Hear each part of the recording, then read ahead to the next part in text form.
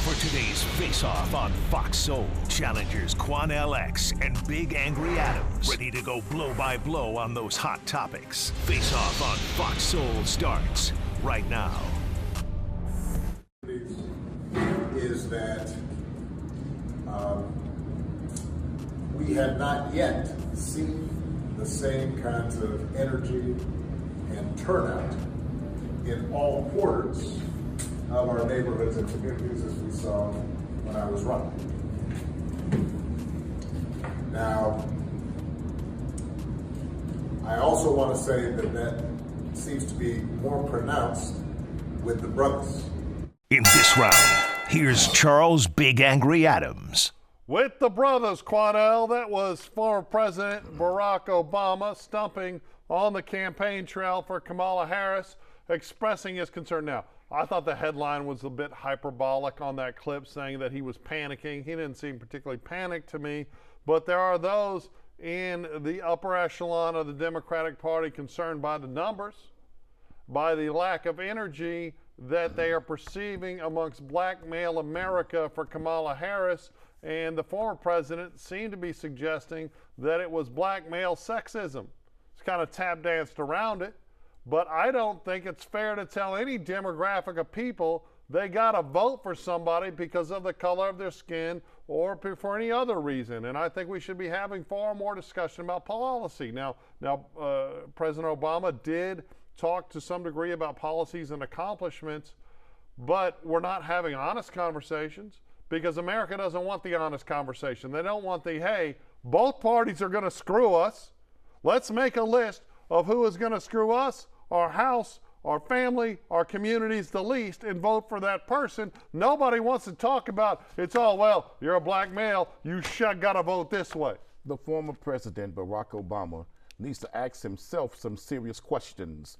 We understand that Barack Obama is concerned that there's a lack of true excitement among black men for Kamala Harris. It's concerning. But he's also frightened and he's panicking like many others in the Democratic Party because it seems as though Donald Trump has made inroads among the black male vote that nobody ever thought that he would.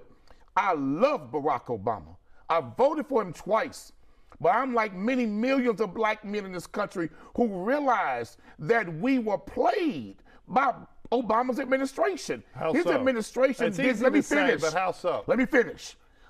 First, Barack Obama's administration didn't do a damn thing for black men in America. He did more for the gay community. He did more for the Hispanic community, giving the first Supreme Court Justice, Sotomayor. He then appointed another white man to the Supreme Court Justice when he knew all we had was Clarence Thomas, who didn't give a damn about black people. And then he did more for the gay community than he was ever willing to do for us. So black men went to the votes for him twice.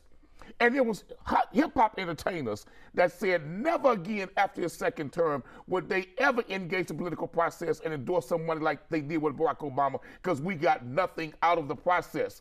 So now what he wants us to do is continue giving undying love and support as black men to a Democratic Party that for 60 years have always given us empty promises, have never come through, and they only come to us when they need our vote. Black men are waking up and they recognize that the Republican Party can do a damn thing for us. The Democratic Party almost exploit us and use us.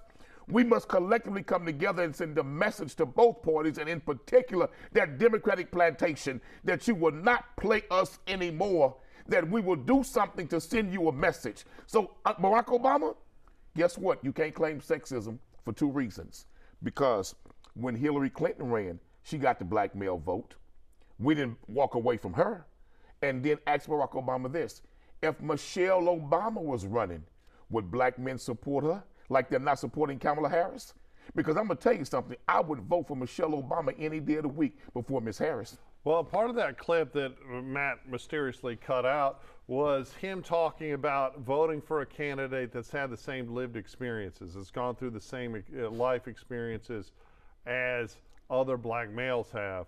And he was speaking about it as if he shared this similarity. And of course, people that have researched Barack know that there was a whole lot of private school, there was a whole lot of affluence, there was a whole lot of He being didn't have the raised- black experience. Right, right. He didn't go to a black elementary. Right. He didn't go to a black middle school. Right, He so- didn't go to a black high school. He didn't go to a black college. So look, these black experiences, he was raised by the white side of his family. He cannot tell you what it was like to spend time with his black aunties, his black uncles coming up, his black cousins. So that black experience, he's trying to tell us that we should connect with. Hell, he didn't have it himself. Well, that was the point before you interrupted me with all the shouting that I was trying to make, is that we all have these individual, unique, It's a black lived thing you wouldn't experiences. understand. You see, that's one, that right there is one of the meat of the problem. Telling someone because of their skin color that they're not a sentient being and wouldn't understand a lived experience is just a cop-out. It's just intellectual ideological cowardice, which you are the great black at, being a experience coward. is one of the most unique, here's the thing. tragic That's a great experiences lie in to shut American people history. up. That's And no a great white lie. man can ever say he knows what it's like to be a black man in America. Unfortunately, you may not like That what I'm is a saying, but great it is a lie raw, unadulterated that is truth. only designed to Can't no shut white people man up. tell a black man what it's like to be black in America. Hell no. That's a great lie. And my point was that Obama was trying to suggest he had some concept of what other people that he shares nothing with their lived experiences. And we are all unique individuals. Now, what you're trying to do is that you're trying to use it as a sword instead and suggest that you should shut people up if they don't check your ethnic boxes, which of course is racism. I don't believe in that. Right? And that's That's exactly why what you're doing. That's why I said that when Hillary should Clinton all- ran, she got the black male vote. So why is he shocked now that we're not giving it to Kamala Harris? And if Michelle Obama was running, black men would be going out in droves supporting I Sister don't know Michelle Obama. if we're having two separate Look, let me tell you conversations, something, man. or you're just When not she paying ran against, attention. when Ms. Harris ran against Joe Biden, okay, to get the nomination for the Democratic Party, black men were not with her then, nor black women. Okay. What I was talking about was your statement that white men can't understand other people's perspectives. What a horrible The white thing. man does not know, nor can he truly white articulate man the is- black all you've been experience doing as is- a black man in what America. you're I'm doing sorry, is- some of you white boys what- might want to be again, black. You might want to talk you black. shout You the might want to most sleep black. when you might don't want to want act the black, but truth you to damn seep sure ain't in. black. Well, my point was that Barack Obama doesn't share a lived experience with the people in the room that he was speaking to, and none of us do. No matter what our skin color, our race is, we all have our different, unique perspectives because we're individuals. And what you try to do is bully silence by screaming, and what Obama was trying to do was bully silence in a room instead of having a conversation, because what Barack Obama couldn't do was he couldn't tell people why they should hope for more with Kamala Harris, why we should be having conversations about Because policy. we got nothing. It's all identity We got politics nothing from and his BS. administration. I understand, but we got nothing We from got you. nothing from All Joe you did Biden's was say, administration. Democrat plantation, blah, blah, blah, blah, blah. Charles, White men suck. Charles, oh, at okay. the end of the day, black men are sick and tired of the false How do promises. you speak for all black of the men? false promises How they do are. you speak? What I'm not Barack speaking of all Obama black should men, be doing but is millions talking policy. of black men are we not should all supporting be her talking of policy. because they're tired of the false promises.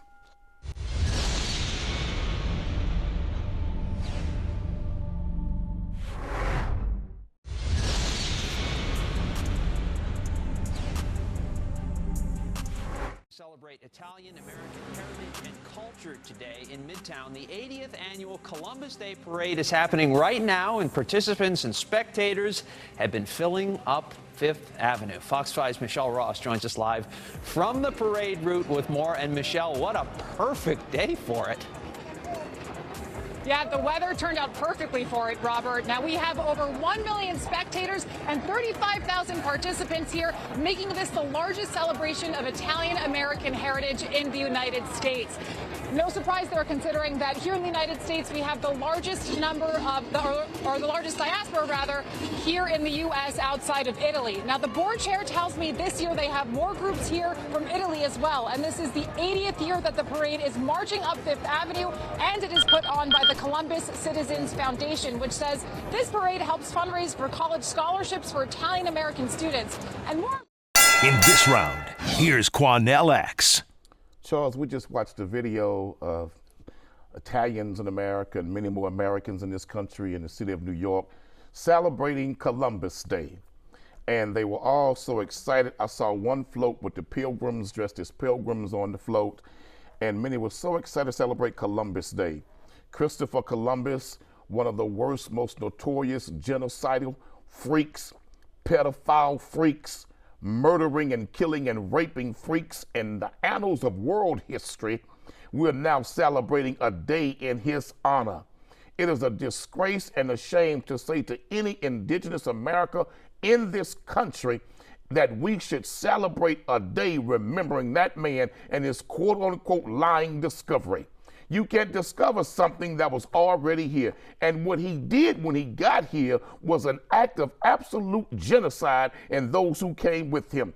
And so that's the equivalent to people having a celebration in New York, celebrating Adolf Hitler as a great founder, as a great builder, a great liberator. That's a damn shame. America should do away with that holiday. And no child should ever be taught that Christopher Columbus was a good man. Okay, what is it that Columbus did? He came to America, and when he quote unquote thought he had found a new passage to India, he was lost, and he saw the Indians. First thing he did was discover what they had to offer, and the men on the boat with him had been on the boat for so long, when they saw the women naked, half-dressed, they started raping the women immediately and murdering and killing the men. And when they discovered their resources of gold, etc., they started killing whole tribes. And as soon as he went back to Europe, he took slaves back with him as a gift to Queen Isabella and King Ferdinand. Okay, that is what a lot of it's wrong, but it would take reading a book. Reading a book written by lying white folks, right? I don't know. That's whatever you say about truth that gets in your way. The whiteys did it. Oh, that's no damn whiteys. You're gonna make Christopher Columbus a saint? No, I'm not gonna make him a saint. He was actually in his fourth voyage. He was sent back from Hispaniola in chains for causing problems both with the Spanish government and the indigenous people. He was a problematic figure at the time. He died still believing that he had found a path. He still believed that South America was a portion of Asia. And you know, he's not this genocidal maniac. He was just a maniac generally that decided, hey, I'm going to jump on these 4 pieces of wood and I'm going to float them across this ocean in a direction that people have never floated before, and try. He actually went south to, I think, the Canary Islands and went over. But he was just someone that was trying to chart a course into a world in response to shifting in power structure by the Ottoman Empire and some Islamic regimes shutting down traditional trade routes with Asia that went over land through the continent. I mean, we put it a lot less complicated when you actually have real conversations. There was money. Spain was looking at losing their spot as one of the most dominant military and economic forces on the planet because they were cut off from trading with Asia. So they sent Columbus the other way to try to find another route. It's not that complicated. He ended up in the wrong place. Now, initially, this myth, you talk about all this raping and pillaging right away, there was actually kind of a good relationship that then on his second voyage, when he returned, all the Spaniards who had been left had been wiped out, which led to a dramatic shift. That's an absolute damn lie. There was a lot of violence that went both ways. As soon as he stepped foot off that ship, they started raping the women immediately. They started raping the young girls immediately. And they killed the men that tried to defend those tribal women. That's an absolute lie, Charles. If you reduce and I'm going to tell you something. That's the equivalent of Arabs trying to glorify Osama bin Laden. Okay. That is the equivalent of glorifying Mussolini to glorify this man. So hold on. So you had a guy with a handful of other guys get on a boat and float across to a new world seeking riches and fame and a better life, right? And committed acts of genocide. Well, I mean, again, you're just making stuff up. Killed whole tribes. There's no doubt. And displaced whole tribes. There's no doubt that the conquistadors did. I don't think the initial 4 boats with Christopher Columbus did. But again, read some books.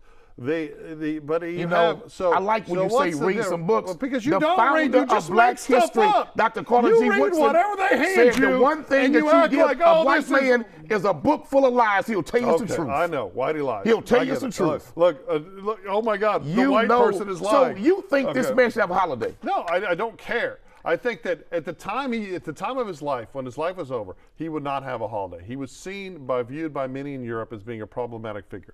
The reason he was raised up to a holiday, because he was this crazy, brave leader that jumped on a boat and went across an ocean when nobody knew what was over there. He was an explorer, just like astronauts explore space. A genocidal freak. Again, there is no evidence to suggest there's absolute that evidence. he was a genocidal. Go to any reservation in America and talk nicely about this man. There is plenty of what I shouldn't be able to have a conversation. No, because they'll remove your head from your damn shoulders well, if you went to an Indian reservation glorifying the very man that started that genocide. Nobody should be afraid to speak ideas for threat of violence. That's stupid. Let me say this to you. Okay, so if I you're would go there glorifying a just to terrorist, say it.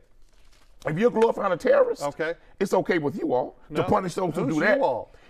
Because anybody that sympathizes with terrorists, America's justified in attacking them. It's Whitey. Anybody that justifies terrorism, America's justified in attacking them. You're justifying this terrorist, but this man was an absolute terrorist. I'm not justifying. I'm saying he was problematic at the time, and that his vision has been changed. It was popular because of exploring, and now everyone's decided he's bad, where the truth is gray. And when you keep things simple by being ignorant, it's a lot easier than actually learning you ignorant white folks keep celebrating this man. Damn whiteys.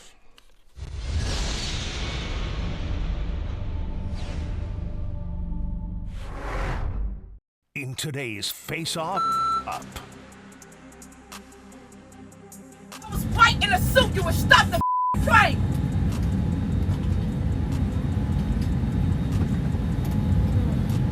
Laugh now. I am the president of this whole country. Watch see TV news. That's a damn bona fide word.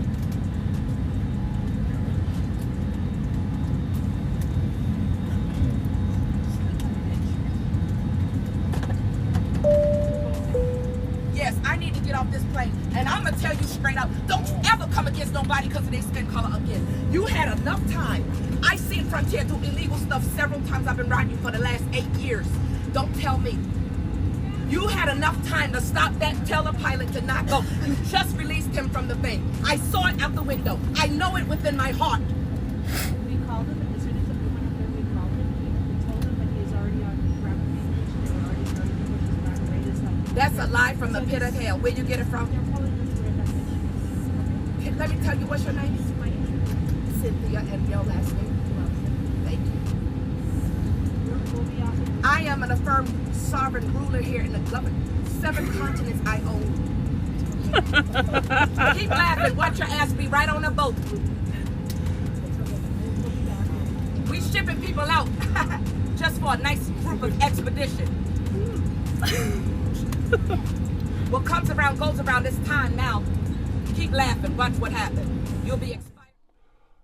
Well, Quanell, that is our Fox F-Up of the day. A passenger on Frontier Airlines flying from San Diego to Las Vegas. Looked like what happened in San Diego should have stayed in Las Vegas. But, I mean, she reminded me of you, Quanell.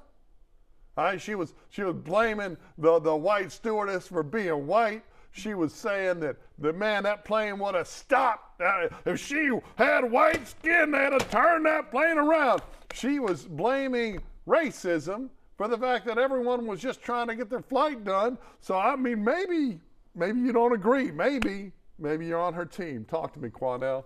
Are you on? She's the sovereign ruler of 7 continents, president of these United States. She's going to put us on boats. I assume she's speaking to me, right? I assume I'm the us that's going to get shipped off for an exploration. Seems to tie into our last topic there, Quanell. Whitey bad. Frontier should be charging extra. I just want to say to that sister, we love you, sister. We're praying for you. We're undergirding you in prayer. We're lifting you up in prayer. And we hope that I don't think you could lift her. She was a big one. Well, anyway, we'll try, don't fat shame. But we're trying to get you, hopefully, the proper prescription and that you're diagnosed correctly for your challenges and your health matters, because she was too far short of a happy meal. I think you're being ableist. Why are you being ableist? It's obviously that the elevator didn't go over your top. So, I'm surprised those people on the plane were just so peaceful, to be honest with you. Okay. Because I'm surprised nobody was standing up and standing around her, hoping that she didn't try to charge the cockpit. but she was obviously having a mental health crisis and a nervous breakdown. You know, I don't know if that's fair. First, you condemn Barack Obama for trying to bully black men into supporting Harris. Then you condemn Christopher Columbus for just striving to find a new land with new opportunities, like so many people are doing today. And you say that with a straight face. And now you condemn this poor woman who's clearly having a mental health episode. Striving to find a new land. I don't think she was striving to find the party where the cocaine was in the bathroom. Maybe, I don't know, but I just love. Maybe it was some edibles. I think maybe she had too many edibles. I think it was the white powder's fault, and she was blaming the white man. The same white powder that was found at the White House, but they know who had it. Right? I heard in the bathroom. Yeah, in the bathroom, close to Joe Biden's room.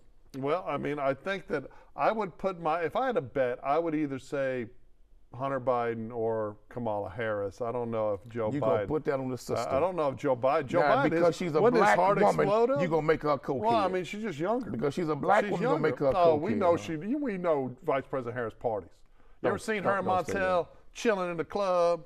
Her and Willie Brown. I saw her and Willie Brown. When somebody asked her, "Are you Mayor Brown's daughter?" And she's like, "No."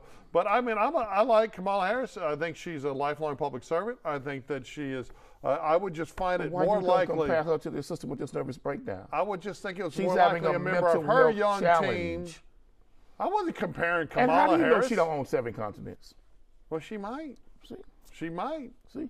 But see, flying the back of the bus on Frontier. You take them edibles that come sit on this show. Flying on the back of the bus. You take them same edibles that come sit on this show. On the back of the bus. But you're going to condemn that woman. And on Frontier does not suggest to me someone that's winning in life. Maybe she bought the ticket late. Maybe what, you can't get, I'll tell you. Maybe a private jet, the pilot couldn't make it in time. So he said just, to heck with United, American, and Delta. Let's go fly a Premier.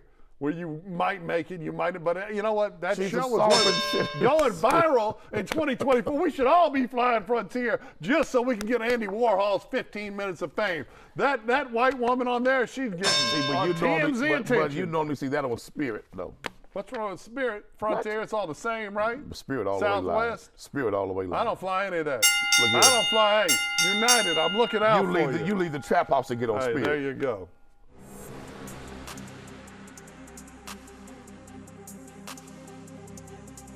That's it for the Face Off on Fox Soul.